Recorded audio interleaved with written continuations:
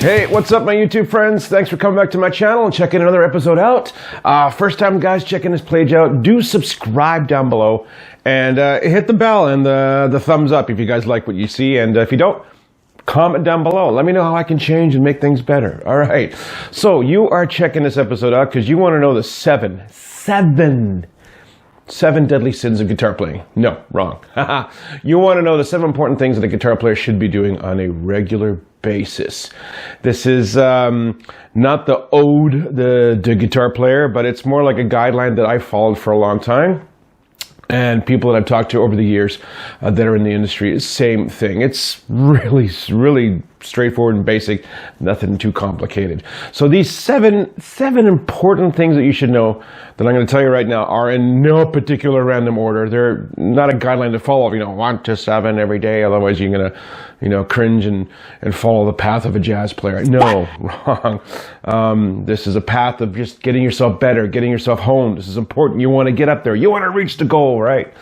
Exactly. So in no particular order, we're going to go through this and we're going to do step by step. Here we go. Step 1, visualize. Right? What do you mean by visualize? I can see everything. Wrong. You guys daydream, right? I daydream, we daydream, we're at jobs, we daydream, we're at home, we're on the couch. Visualize yourself playing, right? Subconsciously, we all know the subconscious level can learn great amounts of information without a lot of data. For example, I'll usually go to sleep. If I have to learn a song in the next amount of time, then I'll usually put my headphones on and then I'll just fall asleep with it in my head. You're sleeping, but your mind is still taking the information subconsciously. So if you visualize yourself, say you're playing a Slayer riff or Metallica riff, say Raining Blood, right? Just, you know the notes, you could see it, you close your eyes, I can see myself playing. So just visualize yourself practicing. It's a way of practicing. Seriously, I'm not shitting you. This does work. Again, it takes practice, right? Same thing when you're going through your mind of all your SAT tests or your exams at high school or everything else. You're like, 4 and 4 is 8 and yada, yada, yada. And the capital of Nebraska is, right? So the same stuff follows in that. So visualize what you're doing, practice it in your head, daydream. That's the best part. Your boss said, what are you doing, man? I said, I'm daydreaming. So, okay, it's all good. All right, so there you go. That's number 1. Number two. Okay, so number 2. Learning something new every day. It could be something complicated, it could be something simple, but just keep the process of the brain working and keep your knowledge of your instrument growing, right? Learn something every day, whether it's, a simple tapping exercise or a lead lick or, how to learn to do a bend in a solo, things like that, a little bit of finger picking, a little chicken picking, a little bit of, country stuff, whatever. Just keep your brain every day, something new. It accumulates and accumulates and accumulates. So, random thoughts of instrumentation is simple. Pick up the guitar. I'm going to change my tuning today, right? It doesn't have to be too much. Something you hear on the radio. Just keep the brain focused, and eventually it becomes a mechanism to learn all the time. So it's important. Number 2. That's right. Learn something every day. Number 3. The important number 3. Record yourself. Now, there's tons of mechanisms to record yourself. I mean, you can use a camera, you can use your cell phone, it could be audio, it could be video. I use video, so I'll take my phone, I'll prop it up somewhere. I've got tons of little mechanisms I can hold my phone, and then I'll just jam a riff out, right? It's good to know, oh wow, you're looking at yourself, because it's always good to see how your finger positions are, your posture and your wrist and everything else. Did I play no, I played the wrong notes, right? So record yourself. It's good for learning. It's important for learning. 2, riff ideas. Right? Your riff arm, you got an idea. Oh no, what do I do? Go down to the studio. It takes how long? 5 minutes to start your studio, turn the computer on, TV, etc. Grab your phone, record it. On the spot, you're good to go. There's lots of means of doing that. You can get little recorders you can buy if you want to get a little more fancier. Zoom makes them, Digitech makes them. There's tons of companies out there that make these little recorders that you can have accessible for you to get your stuff out there. So and we'll touch bases more down the road with the other numbers because it kind of comes back to the recording process. All right. So, all right. That was number 3. Number 4. So this is good.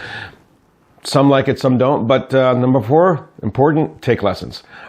It could be simple lessons. It could be online lessons. There's so many different avenues you can tackle today on the internet just to get stuff learned, which is good. So take some lessons, even if it's simple chord structure, blues scales, things like that. Just take a simple learn, right? You want your brain to expand, so learn from somebody else. So your friend, your uncle, your brother, your sister, maybe you ask your mom if she played guitar before.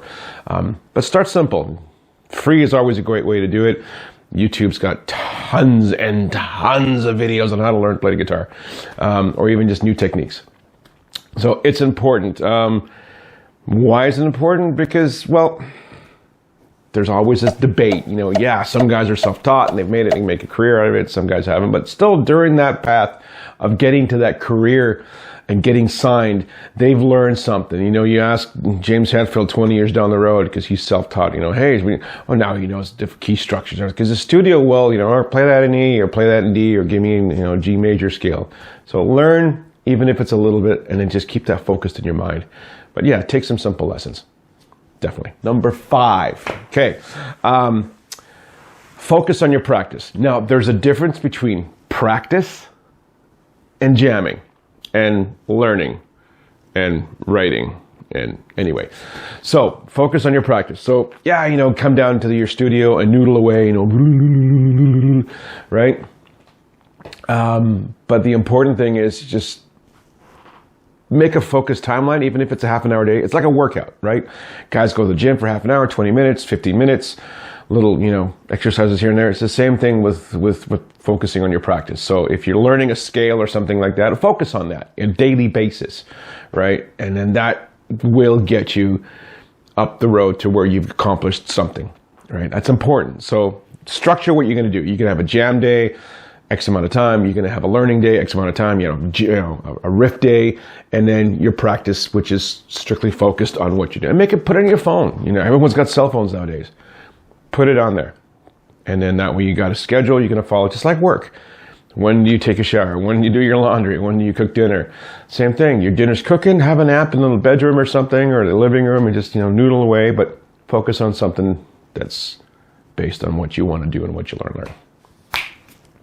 All right, number 6. 5 and 1, that's 6. So number 6, this is important. This is tracking your progress. If you don't do this in some form or another, you're going to say you hit the 6-month road. You're going to go, what the hell have I learned? You might have learned a ton of stuff, but if you don't reflect back. So if you're setting up a goal, this is where I went back to the other number where I said about recording, right? So you're going to record everything. So if you have those jam tapes, say if you made a goal today, starting today, right now, watching this video, and you set today's date, you mark in your calendar, I'm going to start doing this, right? Record it, videotape it, something, put it on your computer, and then come back to it 4 months later, or even a month later, and you'll see your progress climb and climb and climb and climb. That's important. So, track your progress, because it's good for you. Much like, wake up in the morning, you go weigh yourself, you go to the gym, etc., etc., etc. 6 months later, I've reached the goal. Same thing with guitar playing, same thing with anything you learn, right? Set up a progress and track it, set up these little goals. It's simple stuff. Put in your journal, put in a log, but visualize it on a video, record it, or even audio, right? Whatever works for you. So that's number 6. All right, so now we've come to the dreaded and the all holy, I can't believe this video is over, number 7. All right, so jam with others. Again, so we're talking about the COVID thing, and if this video is still playing 5-6 years down the road, isolation. If you can't be with others, there's different ways of doing it. There's lots of cool things. Take TikTok, for example. Good way to jam. You see a video, you do a duet. It's technically a jam, right? You're jamming with them. There's online jamming. So before even internet came into the focus picture of jamming with other people, I wasn't able to. So when I started learning songs, I would stick on, say, a Metallica tape or cassette. Remember these things? Yeah, cassettes. So I'd jump it on there, and that's how I learned, right? So, and I jam along with it, right? So that's always been a key thing. It's important, it's cool, it gets your skill level up, and find good players, right? Don't find, a guy who's just not interested, not the same level as you, because you're going to come across that a lot. This is your level, and focus on that and stay on that level, and you want to grow. If you got guys that are kind of like down here, and man, I practice once a week, I hit the 6-pack of beer, and I smoke a bunch of joints, and then I pass out, and I never get any practice, get those guys out. Shoot them out, get them out of your scene, get them out of you. I mean, if they're friends, great, but you need to focus on you, because you know what? No one is going to do it for you but yourself. So focus on that and jam with good players. Meet good players. Chat with them on TikTok. Find them on YouTube. Find them on Facebook. Find them on whatever social media you use, platform, and then reach out to them because, hey, you want to do a virtual jam, or you got something you could send me, and then just hit them up, right? Talk to them. Virtually, you can do it. If you go to like jam nights, there's another opportunity. So when you get to that level, you want to do a jam night, and when things open up again, that's a great opportunity to go with skilled players, because those guys are generally pretty good skilled players that are doing the jam nights. Learn a song or two, some Sabbath, some Skid Row, Led Zeppelin, whatever you're fancy, and then just hit up Tuesday, Thursday night when you get these songs, comfortably, know what's going on, and the right keys and everything else, and hit them up. Go down there and do some jam nights. But yeah, hook up with some really good musicians, because that'll get you further, because you're going to learn from the better. If you learn from someone below you, you're not going to achieve anything. You're not going to have any growth, and you need growth. This is how you get from A to B to B to A kind of thing, right? Exactly. So anyway, that concludes my 7 steps to guitar players should have in their back pocket. So I hope you enjoyed the video. If you have any questions, please put them down below, and I will respond back as soon as I can. All right, so your 7 steps. Memorize them. Keep them, value them, love them, want them, be them. All right. I've been Steve. You've been great. Thank you for watching this episode. See ya.